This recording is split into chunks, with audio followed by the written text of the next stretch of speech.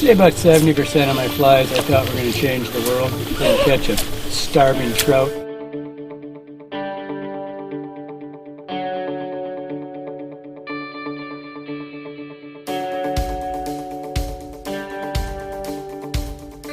Galloup, Montana. Professional something. Fly fisher, tire, lodge owner, dog trainer, writer. I don't know her. That's what I am. Away we go. I started fly fishing probably in reality. I mean, I tell people I started when I was 6, 7 or something like that. I started tying when I was 5. But pretty seriously when I was 7, it was kind of like a thing in my room where I did it all the time. But fly fishing wise, man, I would say first memory, 10 years old, one of my first really clean memories, completely clear, Christmas morning fly rod against the tree. My first recollection of big streamers and that style of fishing came from, I don't know, mid-70s, and when there was a fly called the Houghton Lake Special in Michigan, where I'm from, but mostly it was a night thing. Guys would swing it, and we would fish them just randomly now and then, more or less kind of like a second thought, like, oh crap, there's nothing happening, let's just throw a streamer, like everybody did. Then, honestly, late 80s, I would say, it's when we really, mid to late 80s, we really started just focusing on it. And it really started from a bass show. It started for me watching Larry Nixon walking the dog. Of course, it's Larry Nixon, and boom, blows up a big fish, and I went out and tried to do it on the river, and you know, I just took a big fly, basically I was trying to do a stick bait, and I had a monster eat it, and got it, and middle of the day, and that started everything. I have cuts in my fingers from setting up on logs thinking every fish, because I was assured by Dally that everybody gets 30 inches here every day. So I set up on a tree and cut my finger to shreds. It was a good hook set though. The one thing about streamer fishing that haunts me and probably everyone else is the eat. I mean, period, because, you know, it's just, people are always talking about, I mean, I've listened to this my entire life. I mean, this is my 43rd year guiding. It's the same thing. People say, well, I like to watch the fish, you know, I'm a dry fly guy. I love to watch them eat off the top. And I tell them all the same thing. You see one 28-inch fish eat a streamer and your life will change. And I mean that because it's the aggression of the eat. You know, this is cute, that's nice. Everybody likes it. I mean, I've dry fly fished my whole life. It's nice, it's poetic, everything's right with the world. There's a savage instinct that just, when they crush that big fly, it's like, yeah, well, that'll change your freaking life. You know, this is cute. This is like wham, right in your face. And I think it drives everybody because they really don't fight that great. I mean, big browns, you know, they pull hard. Yeah, rainbows probably pull harder. I mean, it's not that big a deal. Most of us try to get the fish in as fast as we can so we can see another eat. And I think it's all about the eat. And it's that mystery. It's especially with brown trout. I mean, there's just something magical about them because you can just kind of see them in your brain. They're down there underneath the log going, you know, and they just want to savagely kill something.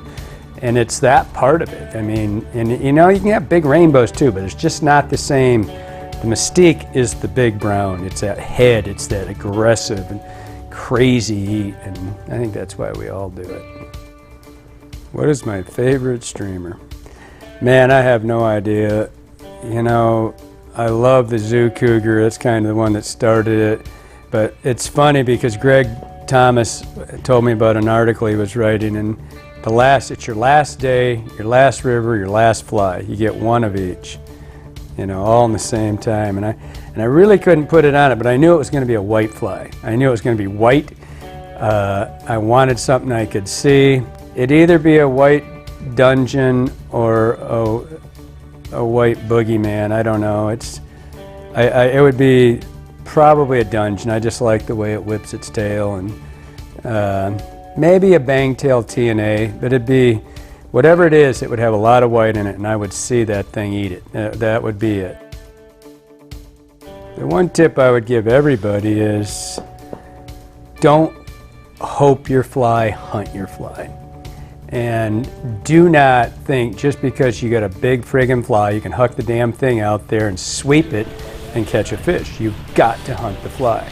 And the tip I would give people is to visualize your fly and visualize the fish that's coming after. I do it every time I make a cast. I have this mental picture that it's here, it's coming. I mean, you have to understand you're hunting. You don't get to catch one every time. I hear it all the time. Jesus, I hear it. Oh, you catch them like that all the time. Nobody catches them like that all the time. Hell, we're down in the White River. I mean, you guys, nobody catches them all the time. You have to pay your dues. And if you're not willing to, get the hell out. I mean, don't be a baby. You've got to keep hunting it. Fight it, fight it, fight it. Know it's going to come, but it's not going to come easy. Trust me, you're not going to get 50 giant fish in your lifetime. If you're lucky, you're going to get 5. You got to hunt it. That's why it's so cool. I mean, it's the fish. The first fly I ever tied was it's a bluegill fly, and my dad thought I was his own personal China, and he had a really unique style. He would tell me how great every fly I tied was, and they really sucked. But it was an orange balloon body. You took a balloon and cut it in a stripe, so it would be like latex. Orange, a little bit of foxtail over the back, and 2 turns of brown hackle on a short shank wet fly hook. And it was, and will always be a bluegill machine. I probably tied, I don't know how many of them, a lot. My favorite material is, I don't know. I don't really have one. Deer hairs, I know a lot of people, you hate deer hair. I love deer hair. And I never really was into synthetic stuff and really starting to like that stuff. But my favorite material, I mean, something that I want in virtually everything's marabou. I just love that. I'm not body-wise, I really like that flow of marabou and wing-wise. So I like naturals. I like natural materials, hair, feather, marabou. There's something, it's got soul. And the thing I struggle with most is probably synthetics, because I was anti-flash for a long time. As a matter of fact, in the book I said, don't overflash. In my first book I said, when Bob and I did Modern Streamers, don't overflash a fly.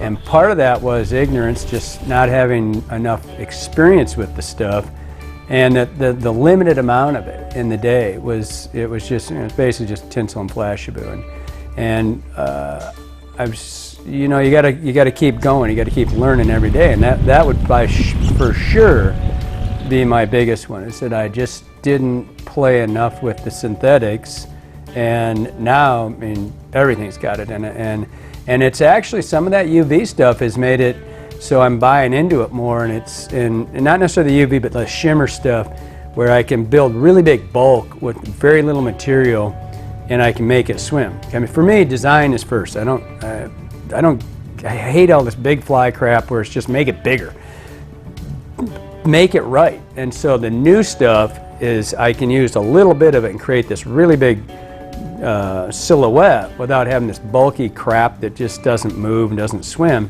So what I struggled with mostly was just incorporating the newer stuff into it quick enough. I mean, I fought it a lot longer. Now I'm kind of becoming a junkie for this stuff. How do I come up with the names of my flies? Boy, I've never been asked that. I generally tell people a sick childhood, but it really started out kind of as a joke and kind of as a tribute to Joe Brooks, who is the ultimate fly angler. I mean, he's right up there in sainthood and all that kind of. But I started out trying to tie a blonde, Joe Brooks blonde, and couldn't make it look like the one in trout.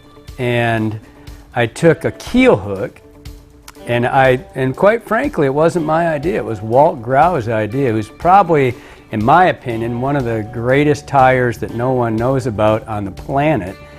And Walt had actually bent his own trying to make a Fire Tiger, and I don't know, 5-6 years later, I put a stacked bucktail trying to make a Joe Brooks Platinum Blonde like it was in the book. Couldn't do it very well, so I stacked it, and I thought, wow, I came up with this. Well, it was really Walt Grau's idea.